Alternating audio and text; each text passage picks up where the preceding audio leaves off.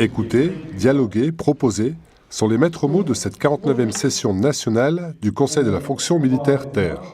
Participer à la concertation, c'est construire l'armée de terre de demain.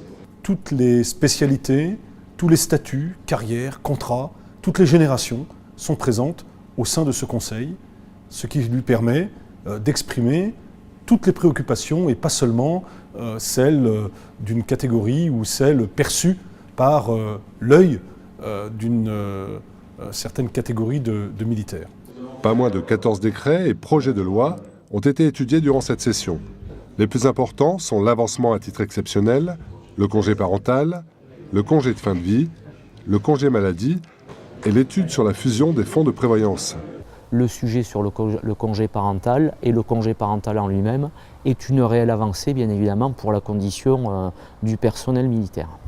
Parallèlement, la récente sortie du livre blanc a suscité de nombreuses inquiétudes. Je pense qu'il n'y a pas que la 49e session du CFMT qui, à notre époque, est un petit peu inquiet sur l'avenir.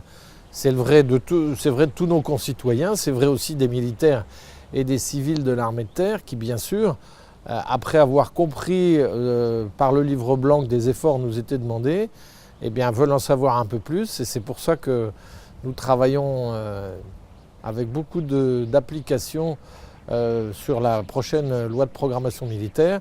Et dans quelques mois, je pense que nos camarades en sauront davantage.